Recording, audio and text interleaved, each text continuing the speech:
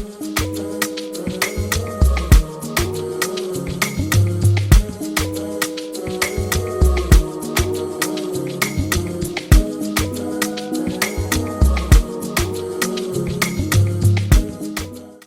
another episode of Keeping Up with Queen P. I am back and I'm better. And on today's episode, we went to Henties Bay for 3 days. The reason why I went there is because I went on a trip with Unam Radio, where the trip was supposed to be educational, but it was honestly just vibes. We were supposed to witness historical and geographical sites and get to report back as radio presenters on Unam Radio as to how exploring Namibia was. But it was just for vibes, and it was honestly a lovely way to top off my experience at the University of Namibia since my time as a UNAM student is coming to an end.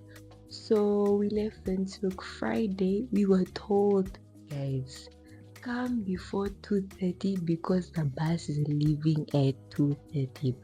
Well, they're not the first person to be there at 1:30, and they may not leave until at 7 p.m. And we arrived at Henties Bay 1 a.m. in the morning. Guys, African time. As you can see, people are still coming.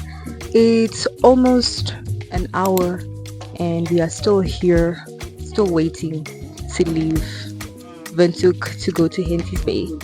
As soon as we hit that campus, clean bathroom, aesthetic hostel rooms, where honestly I didn't even need to complain because the scenery was just like, wow, it was amazing. It felt like I was in a mini apartment in Yana, but I was just on Unam grounds, but it was just beautiful.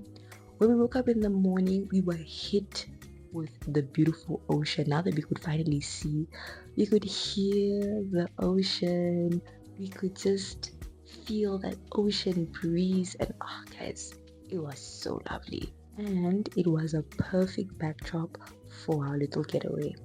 So on that Saturday, we woke up and we went to Skeleton Coast. Skeleton Coast is a national park in Namibia where you get to see shipwrecks and old mines. So basically, like in the word coast, Henties Bay is on the coastal side of Namibia.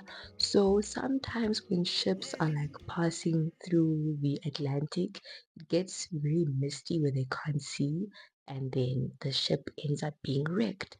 Hi guys, so we are here at the mine in Skeleton Coast, and it's a bit far though. Beautiful sight here, beautiful view, beautiful, refreshing, recharging, brain stimulating, lovely, love it here. Bye guys. We did not see any shipwrecks. All we got to see was one seal.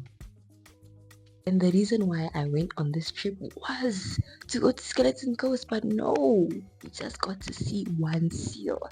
And I stand under correction because we also went with the History Society.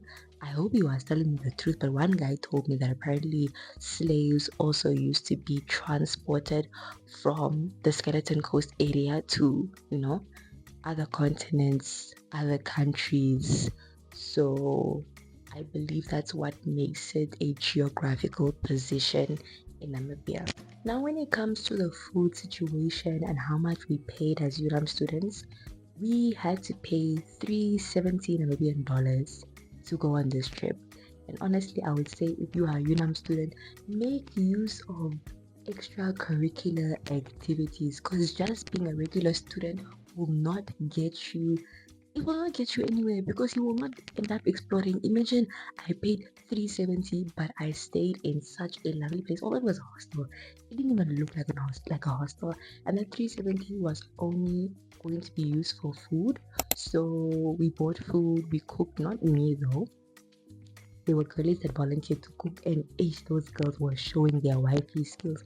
If I was a man, I would wife those girls up. Yo, guys, they made delicious food.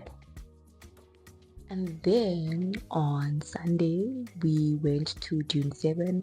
Nothing really special about Dune 7, But what I can say is that every time I go there, it always gets more difficult because the dune is always rising, and getting higher by each year. But apparently, Big Daddy is the biggest dune. And if I also stand on the correction again, I do believe that we have the highest dunes in the world. We have arrived at the top. Was horrible. So horrible. After the dunes, we went to Swakopmund. So the Dune 7 is in Hovis. Then after that, we went to Swakopmund. We went to the jetty. The jetty is also nothing special because these are common things that I am so used to as a Namibian. But for me, the only thing that I can say is that it's very crazy how the jetty was built in 1905. The jetty has wood, and the waves that were waving there were really strong, but that jetty is still standing since 1905. That's crazy. That's really crazy, hey? But wherever there's an ocean, the ocean just makes everything special. So because the ocean was there, we enjoyed walking on the jetty. And every day after we got back from our activities, I made sure to go on mini adventures around the campus. And like I said, the ocean is literally there outside the campus, but you need to go down. And you can go there anytime. If you decide that, okay, cool, it's 2 a.m., I'm leaving my hostel room to go down to the ocean, you can do that. And I honestly feel like if I was staying at that campus, I genuinely feel like I'll be passing with A's because I feel like the ocean lessens a person's depression, honestly speaking. And I just feel like I'd also just write down my monthly goals by the ocean. But Henties Bay campus only offers science courses, and I'm a law student, so for me, all in all, I would say that the trip was about reflecting. I'm almost done with my degree, and yo guys, Unam has put me through a lot. And I never actually wanted to come to Unam because I stayed in Cape Town for 5 years, and my plan was to continue tertiary education there. But because of COVID and because SA universities didn't accept me for law, I had to come back. And a lot of people made me feel bad for coming back to my home country to get education there. But guys, UNAM is not a bad institution.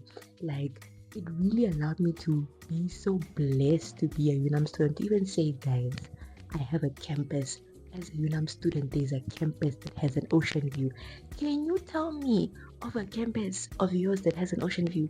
But even though things don't go planned, it's really about the little things.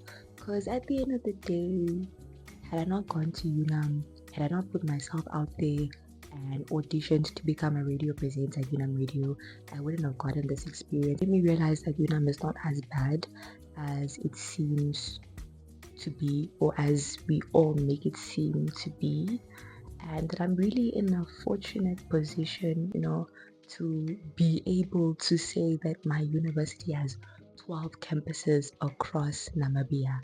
And I couldn't have asked for a better way to wrap up my end of my UNAM journey.